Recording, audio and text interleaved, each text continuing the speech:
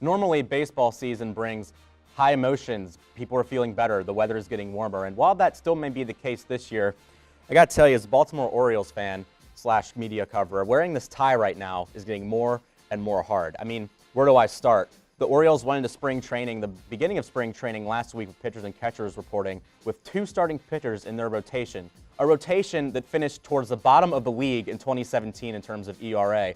This was the same rotation that tied a Major League record by allowing 5 or more runs in 20 straight games. And what did the Orioles do to improve over the offseason?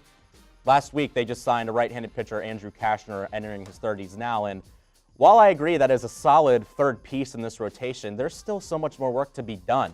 I mean, you have names like Jake Arrieta out there who have a history with the Orioles, but a more realistic option, because they do need to add one more veteran here, is Chris Tillman, who we don't even know the status of his arm. I mean, ever since his injury at the end of the 2016 season, he had to change his arm motion, wasn't nearly the same pitcher last year.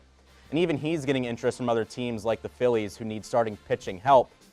If they don't move fast, they're going to run out of options. But the good news is, because of all the lack of signings this offseason in Major League Baseball, there are still some options out there, but time is running out. But that's just one issue.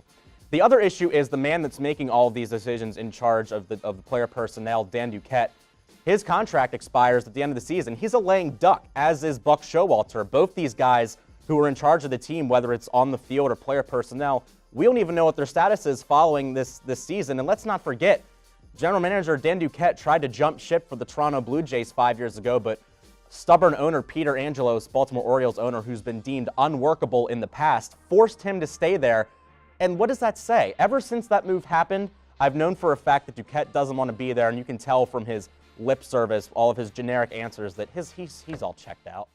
NBA All-Star Weekend has came and went just that fast. It's the middle part of the season. Teams are starting to get ready for playoffs, but it's always good to see them have a little fun with NBA All-Star Weekend, which is personally one of my favorites. It started with the Celebrity All-Star Game and ended with the NBA All-Star Game, which developed a new format where LeBron James and Steph Curry were the captains. They get to pick some of their favorite players in the NBA. Unfortunately, it wasn't televised, which I think would have been a very interesting idea to do. Maybe that's something to think about in the future. But the teams went head-to-head, and it was an incredible format. I actually like this format, and I hope they continue to do this. The dunk contest was on Saturday. Donovan Mitchell happened to win that. In the three-point contest, Devin Booker took that away. College basketball season? Please, someone explain this to me. I'm Corey Zurin with your college basketball update for the week. Upsets all the way around in college basketball, with no dominant team so far this year. Texas Tech, a top 10 team this year, falls to unranked Baylor. Now Baylor, with a 5-game winning streak, also upsetting Kansas, a top 25 team, earlier this week. Auburn, another team that cracked the top 10, upset by South Carolina on the road Saturday afternoon by a 7-point margin. And how about Oklahoma?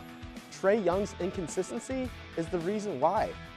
Unless Trae Young is playing at a high level, this Oklahoma basketball team is nowhere to be found, as they will drop out of the top 25 this week. At the end of the day, there may not be no favorite in the college basketball season, with Selection Sunday just around the corner. I'm Corey Zimmerman, and I'll be back in just a short few weeks with your tournament bracket.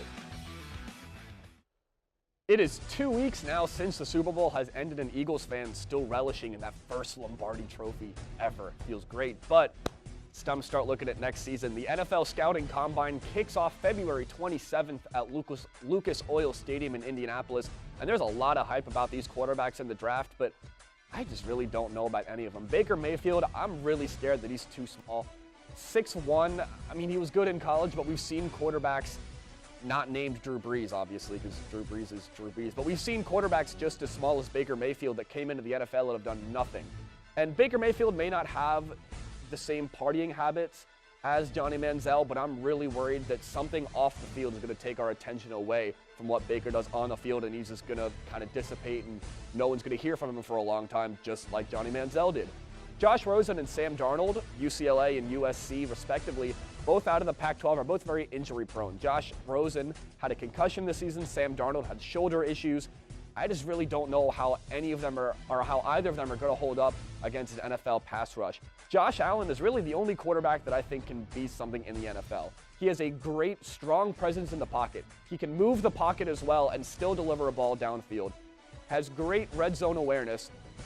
Can fit any pass into the tightest of windows. And for a college quarterback to show that, to be able to perform like that with the same kind of consistency that Josh Allen did this season, I think he's really the only one that can potentially be something, and that's if he doesn't get drafted by a Browns or another team that needs a quarterback that are just going to throw them in right away. Josh Allen is going to be good, but they've got to give him time to adapt. We will be right back here to talk about the NFL draft once it happens, but for now, I'm Matt Locke, and this has been NFL Talk.